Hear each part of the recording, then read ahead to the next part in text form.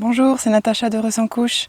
Aujourd'hui, je vais répondre à une question de Rosemonde, qui pratique l'hygiène naturelle avec sa fille qui a 13 mois. Et elle est en greffe du pot depuis 2 mois. Voilà, donc Rosemonde a mis des couches lavables à sa fille. Et donc elle a 2 questions. Elle voudrait savoir si c'est sa faute si sa fille est en greffe du pot. Elle culpabilise parce qu'elle se demande si elle aurait dû ne pas du tout lui mettre de couches. Et elle culpabilise aussi parce qu'elle culpabilise sa fille en lui disant qu'avant elle signalait très bien son besoin, elle savait dire quand elle avait besoin d'aller aux toilettes et tout se passait bien. Et maintenant, non, ça ne se passe plus comme ça. Bon, ben alors heureusement, déjà je te comprends parce que ça c'est quelque chose que j'ai vécu moi avec mes enfants et que je pense que tous les parents qui pratiquent l'hygiène naturelle ont vécu ou vont vivre en tout cas avec leurs enfants.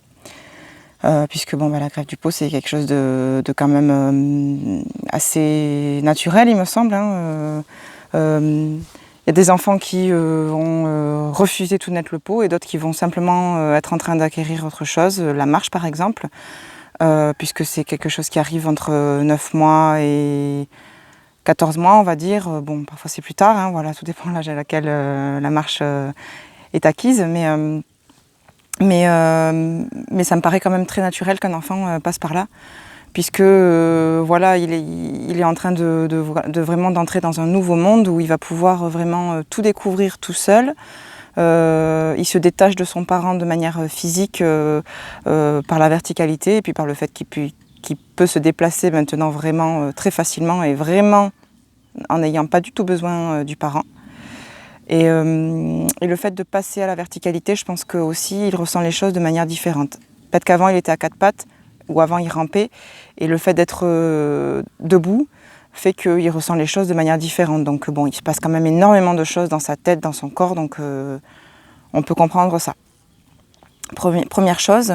Et la deuxième chose que je voulais dire sur ça, c'était aussi que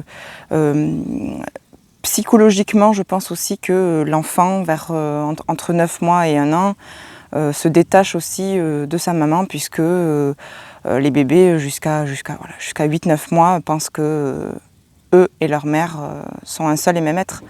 Donc il y a aussi cette cassure, mais pas dans le sens péjoratif du terme, dans le sens que l'enfant est en train de grandir, est en train d'acquérir de nouvelles choses, et aussi donc en train de comprendre que son corps physique lui appartient totalement et que le corps physique de sa mère est un autre corps. Donc ça veut dire qu'il est une autre personne et qu'il comprend ça. Donc c'est quand même un énorme chamboulement pour lui. Donc on peut quand même un peu comprendre que l'élimination passe à côté, parce que c'est vraiment un énorme chamboulement. Je ne pense pas que spécialement ça la désintéresse à ta fille, c'est juste que là il y a beaucoup d'autres choses qui sont très importantes à faire à ce moment-là. Donc elle pense à autre chose tout simplement. Elle ne peut pas tout gérer. Et peut-être aussi qu'elle a des dents qui poussent, peut-être que, voilà, je ne sais pas, il y a eu d'autres changements dans votre vie, et voilà, donc il n'y a pas que ça, quoi. Et elle découvre un tas d'autres choses. Ce qu'on oublie très régulièrement et que moi j'essaie quand même de me remettre en tête très souvent, et j'ai quand même pas trop de mal puisque je suis assistante maternelle et que j'accueille beaucoup d'enfants chez moi, et donc ils ont tous moins de 3 ans, c'est très rare que j'ai des enfants plus grands. C'est que pour eux, tout est nouveau. Tout est nouveau. Nous, voilà, on a 25, 30, 35 ans environ, et donc il y a des choses qu'on a acquis depuis très longtemps. La marche, ça fait très longtemps qu'on l'a acquise, et il y a des tas de choses qu'on a déjà vues des centaines et des centaines de fois. On ne se souvient pas de tout ça, de l'avoir découvert. Mais pour un bébé qui a 13 mois, donc qui a quand même, elle entame sa 2e année, quoi. Ça fait que 1 an qu'elle est là. Donc tout est nouveau pour elle. Donc c'est quand même assez normal qu'elle ait envie de s'intéresser à d'autres choses. Donc tu demandais si tu le demandais, mais sans le demander, je pense, si tu aurais dû ne pas du tout lui mettre de couche. Écoute, je pense que tu as fait avec tes capacités et avec tes attentes aussi du moment, et c'est tout à fait normal de culpabiliser sur ça, parce que maintenant tu vois ta fille qui ne signale plus ses besoins, mais ce n'est pas ta faute. Ce n'est pas la faute des couches, ce n'est pas la manière dont tu as fait les choses qui fait qu'elle est en greffe du pot. C'est un processus tout à fait naturel. C'est pour moi un passage assez nécessaire, j'ai envie de dire. Donc il y a Il n'y a pas à avoir de culpabilité. Que tu en aies, je le comprends, mais je t'invite à t'en libérer. Alors, comment faire? Tout simplement, essaie de te valider dans ce que tu as fait.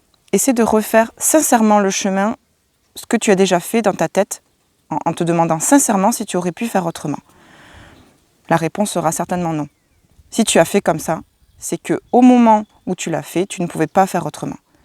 Parce que peut-être que tu n'avais pas les bonnes informations, peut-être que tu avais d'autres attentes aussi à ce moment-là, et que aussi, maintenant ta fille, elle est en train certainement de commencer à se déplacer, mais avant, c'était un bébé, il fallait la porter.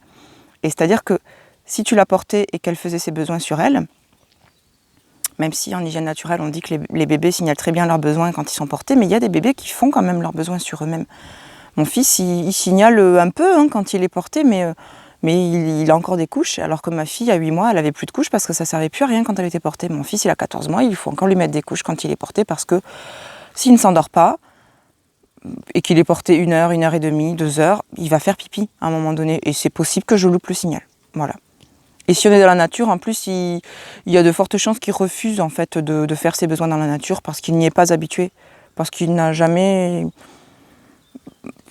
vraiment voulu le faire, donc du coup, on l'a pas vraiment habitué à ça. Est-ce que c'est notre faute? Est-ce qu'on aurait dû l'habituer? Ou est-ce que c'est lui tout... Moi, je pense que j'ai répondu à sa demande, et sa demande, c'était de ne pas faire ses besoins là. Il avait envie de faire ses besoins dans les toilettes. Bon, voilà. Et dans l'évier pour faire pipi.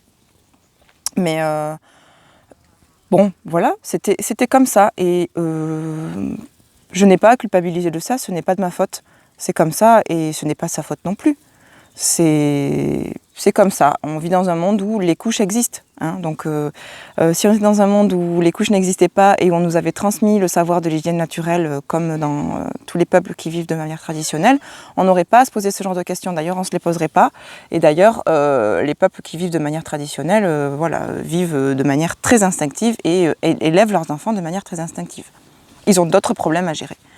Voilà, mais nous, voilà, c'est peut-être des problèmes qui sont moins importants, peut-être pas. Je n'ai pas envie de porter de jugement sur ça, parce que je trouve que c'est malvenu, je trouve. On est dans le monde où on est, et on a quand même des problèmes à gérer aussi. Donc, qu'on se pose une question sur le fait qu'on aurait dû mettre des couches à son enfant ou pas, ça me paraît justifié quand même. Donc,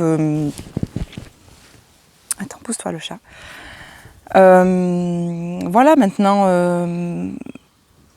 oui, c'est sûr que c'est tout à fait normal de se demander si t'aurais dû ne pas mettre de couche ou pas. Maintenant, voilà. Et sincèrement, si tu refais le chemin en arrière, il y a de fortes chances que tu te dises ouais, j'aurais pu ne pas mettre de couche. Oui, peut-être, mais quand tu y étais, tu en avais vraiment besoin. Donc, sincèrement, c'est que tu en avais besoin, et que si tu refaisais vraiment le chemin dans le sens inverse, si tu repartais à la naissance de ta fille jusqu'à maintenant, tu referais tout exactement pareil. Je pense qu'on a besoin de ça à un moment donné, de revivre les choses et de se dire j'aurais pu le faire différemment, mais ça nous culpabilise aussi beaucoup. Et en même temps, franchement, c'est un peu facile aussi de se dire ça quand c'est passé. Parce que là, maintenant, ta fille, elle a une mobilité qui est différente. Donc, vraiment, sois cool avec ça, et valide-toi dans ce que tu as fait, et vraiment, ne te prends pas la tête avec ça. Repense à ça en te disant j'ai fait du mieux que je pouvais, et le mieux que je pouvais, c'était de lui mettre des couches lavables. Donc tu lui as quand même mis des couches lavables. Donc faut pas déconner non plus, je veux dire, moi j'ai mis des couches jetables. Voilà. Bon, là tu vas peut-être te dire, et c'est ce que je me dis aussi, c'est mieux de mettre les couches lavables. Oui, on est d'accord. Voilà, moi j'ai mis des systèmes lavables à mon fils, à ma fille je lui ai mis des couches lavables. Voilà, bon, donc du coup j'ai mis plus souvent des couches lavables à ma fille que de couches jetables. Et à mon fils j'ai mis plus souvent des couches jetables. Il a été à la maison depuis qu'il a 11 mois, il est fesses nues. Mais avant ça, il était quand même en couche jetable assez souvent. Je mettais des fois un linge avec une ceinture, mais c'était pas la plupart du temps non plus. Donc oui, je pourrais culpabiliser et me dire, bon heureusement, elle a fait mieux que moi. Ouais, mais ça sert à quoi? Voilà. Ça sert à quoi, à part me casser dans ce que j'ai fait, parce que moi-même, je me dirais que ce que j'ai fait, c'était moins bien que ce qu'une autre aurait pu faire. Voilà, et du coup, me casser, mais pas seulement pour la suite des événements. Ensuite, ça va complètement me couper les jambes, et j'aurai plus du tout envie d'avancer. Parce qu'à force de se dénigrer dans ce qu'on a fait, je pense qu'on va dans le mauvais sens, on va dans la mauvaise direction. Oui, on aurait pu faire mieux, peut-être. peut-être. Mais peut-être que si tu n'avais pas du tout mis de couche, tu aurais pété un câble à un moment donné parce que ça aurait sali tel meuble et ça t'aurait énervé, ou ça aurait mis peut-être voilà, de l'eau dans le gaz avec ton conjoint, qui sait, peut-être.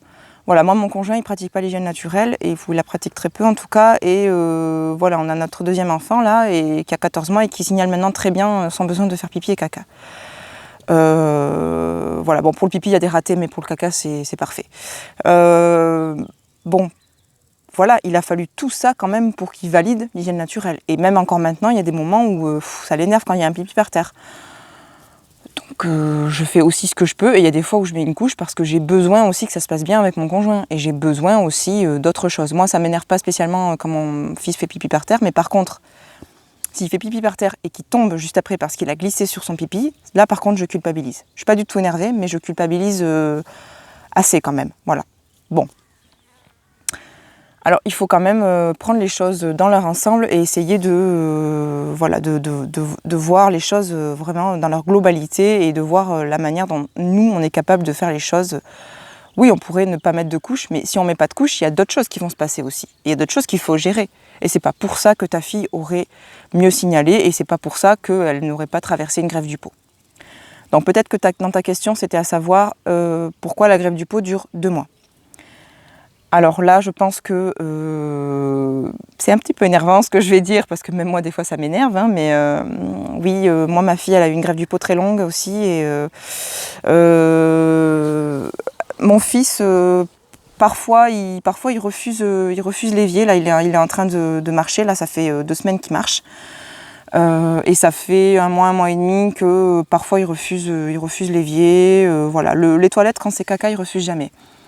Mais parfois, il refuse l'évier. Et en fait, je pense qu'il est en train de passer aux toilettes à temps complet, on va dire, pour tous les besoins.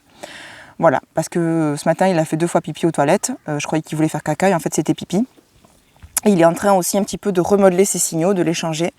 Donc bon, il y a beaucoup de choses qui sont en train de se revoir. Et ça, c'est aussi le fait de l'acquisition de la marche et de la verticalité qui fait que ses sensations sont différentes, et que du coup, il a besoin de signaler différemment. Et le fait du coup de grandir fait que peut-être il se sent plus à l'aise à être porté au-dessus des toilettes, et qu'il n'a plus envie, peut-être qu'il a envie de faire comme nous aussi, de tout faire aux toilettes. Voilà. Qu'est-ce qui se passe dans sa tête, je ne sais pas, mais je pense que c'est ça. Voilà. Et quand il refuse en fait ma suggestion, je le pose par terre, et parfois 1 à 2 minutes après, il fait pipi par terre. Voilà. Il y a eu un moment où c'est arrivé très souvent, pendant 1 semaine, j'ai envie de dire, c'est arrivé quasiment à chaque fois. J'ai laissé et c'est passé. Donc 1 semaine, c'est quand même pas bien long.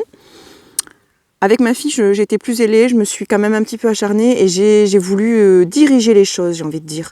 Je me fâchais pas, je m'énervais pas, je la grondais pas, je la forçais pas, mais par contre, je m'acharnais, ouais, ça c'est clair.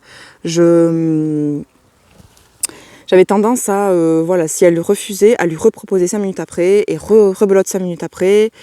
Et parfois, je lâchais prise complètement, mais c'est même pas que je lâchais prise, j'abandonnais. Et 1 heure après, je lui mettais une couche, et 1 heure après, je me rendais compte qu'il y avait peut-être 1 ou 2 pipis dans la couche, et je me disais, mince, j'ai oublié. Et en fait, ouais, c'est normal que j'oublie, c'est parce qu'en fait, je m'étais acharnée juste avant, je m'étais tuée à la tâche, je l'avais peut-être un peu stressée aussi, ça c'est clair. Du coup, tout ça a fait que moi, j'ai eu un petit dégoût par rapport à ça, et elle, sa greffe du pot, elle a duré longtemps, parce que son besoin n'était pas entendu, son besoin d'autonomie, le besoin de faire pipi par terre, voilà. Donc pour ma fille, c'était ce besoin-là. Voilà. Le fait que tu la culpabilises en lui disant « mince, avant, tu me signalais très bien ton besoin, et maintenant, tu ne le fais plus », oui, bah, c'est tout à fait naturel aussi, hein, ça, je l'entends, hein, voilà, ça c'est quelque chose qui... Si tu poses les choses clairement dans ta tête, et même que tu lui en parles peut-être, en lui disant peut-être pardon de t'avoir dit ça parce que ce n'est pas de ta faute, je comprends ton besoin d'autonomie, et moi j'ai besoin de ceci ou cela, hein, tu lui exposes tes besoins. Peut-être qu'en faisant ça, en posant les choses, toi aussi, tu vas remodeler un petit peu ton hygiène naturelle, tu vas te rendre compte que tes attentes peut-être ont changé, ont évolué, et du coup, peut-être que vous allez changer un petit peu ce que vous faites. Peut-être que tu vas passer aux fesses nues, peut-être que pas du tout, tu vas arrêter les couches lavables et mettre des couches jetables, je ne sais pas. Je ne sais pas du tout ce que tu vas faire, peut-être que rien du tout ne va changer, en tout cas dans votre manière de faire et dans votre organisation. Mais le fait de poser les choses et peut-être de lui dire si tu le sens et si tu en as envie, ou si tu ressens le besoin en tout cas de le faire, va faire que ça va débloquer beaucoup les choses. Parce que je pense que tu as besoin de lâcher prise sur tout ça. Je pense que quand une greffe du pot, elle s'éternise, le parent est usé et il est usé parce qu'il n'a pas suffisamment posé les choses dans sa tête et posé les choses avec son enfant peut-être. C'est qu'il y a une question dans la communication. Parce que n'oublions pas que l'hygiène naturelle, c'est de la communication avec son enfant. Tu essaies de comprendre quand elle veut faire ses besoins pour y répondre et la porter au-dessus d'un réceptacle. Ou en tout cas répondre à sa demande d'être tenue ou portée ou ce qu'elle veut. Donc peut-être qu'elle a des besoins qui sont différents par rapport au fait d'être portée, de ne plus être portée, ou de à nouveau être portée alors qu'elle ne voulait plus l'être. Peut-être qu'elle a besoin de changer de lieu, peut-être qu'elle a besoin de ne plus porter de couche, je ne sais pas. Mais peut-être que toi aussi tu as d'autres attentes maintenant. Peut-être que tu veux peut-être lâcher un peu de lest et arrêter de le faire à tel moment et plutôt te concentrer sur un autre moment. Ou peut-être que tout simplement, tu as besoin de passer un cap, c'est-à-dire, je ne sais pas moi, mais écouter peut-être un peu plus ton intuition plutôt que de te fier à ces signaux ou à ces rythmes. Parce que les signaux, à un moment donné, si elle ne dit pas pipi et caca, ils évoluent, mais ça reste quand même de la communication de bébé, j'ai envie de dire. Il n'y a rien de péjoratif dans tout ce que je dis là, mais peut-être que c'est votre besoin aussi. Je donne beaucoup d'astuces et beaucoup d'infos et de conseils, mais c'est des choses que tu dois essayer de glaner un peu voilà, à droite à gauche, essayer des choses, et ce qui te conviendra, tu le sauras en faisant. Tu le sauras tout de suite. Voilà. Moi, je ne sais pas et je suis simplement là pour essayer d'être ton miroir. J'espère en tout cas que tu auras réussi à comprendre un peu plus de choses avec tout ça et à vraiment essayer de lâcher prise. Et peut-être aussi sur le lâcher prise, ce que je voulais te dire, peut-être que tu as besoin aussi, pendant un moment, qui peut être 1 heure, 1 journée, 1 semaine, de faire autre chose. Donc là, il y a la peur la plus évidente, c'est que son bébé se mette à faire tous ses besoins dans la couche et arrête de signaler. J'ai envie de te dire, ta fille déjà elle est en greffe du pot et vous n'arrivez plus à vous comprendre sur ça. Donc moi je pense que ça peut paraître paradoxal, mais lâcher un petit peu sur ça pendant un moment, le moment qui te paraîtra nécessaire, c'est ce qui peut être envisageable en tout cas à ce moment-là. Ça peut vous faire beaucoup de bien à toutes les deux. Voilà, et donc faites des choses qui sont fun, quoi. Faites des choses, je sais pas, faites un truc rigolo, quoi, vraiment, et arrête d'y penser en tout cas. Arrête de penser à ça à ce moment-là. Et au moment où tu sentiras que, voilà, ça y est, ton réservoir affectif, ça y est, il est re-rempli, tu as fait autre chose, et ça y est, le besoin de refaire l'hygiène naturelle se fait sentir, là tu vas y retourner et avec beaucoup de plaisir, et je pense que tu auras moins de mal à te connecter à ton intuition et les choses seront beaucoup plus simples. Voilà, ça c'est un gros conseil que je peux te donner parce que c'est ce que j'ai fait et ça fonctionne. Voilà Rosemonde, j'espère avoir répondu à ta question, en tout cas avec cette vidéo. N'hésite pas à me faire ton retour dans les commentaires quand tu auras essayé un petit peu tout ça. Voilà, et quant à vous qui avez écouté cette vidéo, je vous dis à demain pour la suite de ce défi. J'ai été hyper contente de vous retrouver aujourd'hui. Voilà, j'espère que vous continuez de regarder bien toutes les vidéos, que vous vous abonnez en cliquant sur la petite vignette, et puis je vous dis à demain. Au revoir.